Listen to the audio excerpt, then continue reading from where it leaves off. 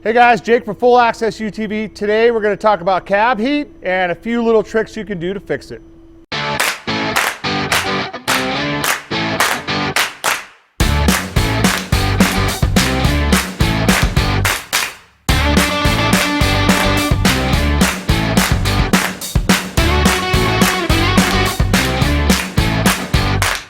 Thanks for watching, guys. Hey, today we're going to talk about cab heat and cab dust. It's a huge problem in the KRX. It's one of my 6.5 things to do. It is the half of a 6.5 things to do. The cab seal in this car is horrible. It allows so much dust in, it's crazy. But there's also a ton of heat coming in this thing, so this is a kind of a quick video to kind of go over things. I'm obviously not going to show you how to install a cab seal kit, but I'm going to show you a couple of the tricks that I did that I think make a huge difference, because I can seriously tell you that this KRX is one of the best things I've been in off-road now as far as dust goes coming in through the cab. Everybody knows that I got a little vented windshield. I did the wing windows, but besides the cab seal kit, I'll show you some other tricks, and I'll show you one of our new products we're coming out with. So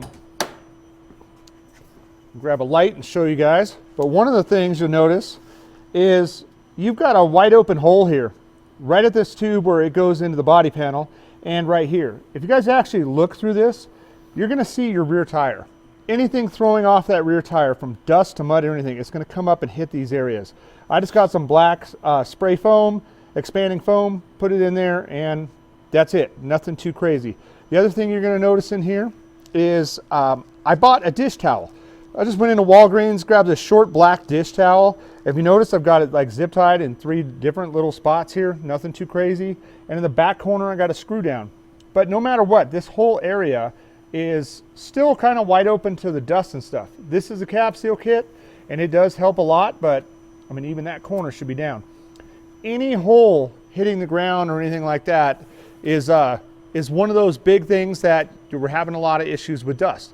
So those are basically little tricks. The other thing too, I guess I can show you back here on the roll cage, let me get some light in there for you, is I took some old windshield trim and put it right here.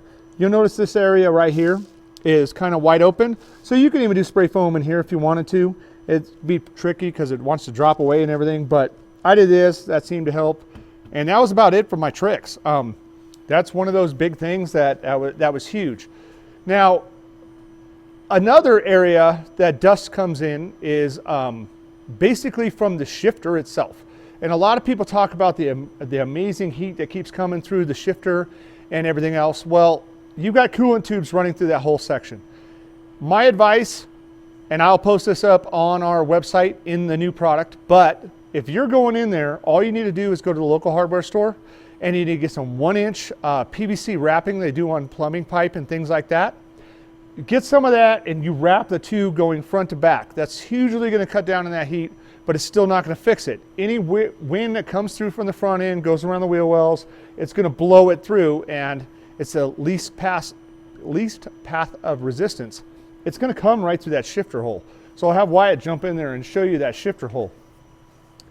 I've been asked this question many times of how to get rid of it, and we have not really had an answer for it. So, oh, Wyatt's like, oh, I need some light. Oh,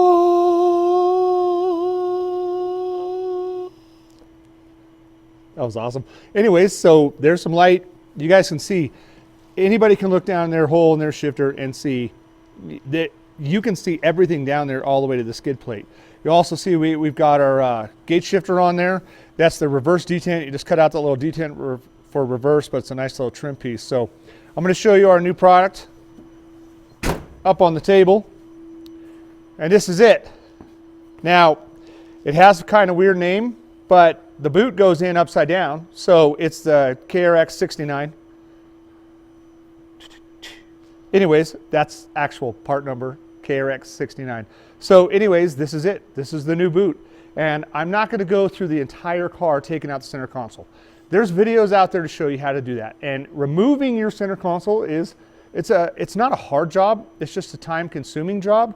So remove your center console, get in there, wrap those tubes in some heat wrap. It'll make your summer days so much nicer, and then fill this hole. And this is how you do it with the boot. Okay, so I'm going to show you real quickly on this demo piece. But once you remove your plastic center console, this is what you're going to see, but you're going to have the shifter bar coming through it with the knob.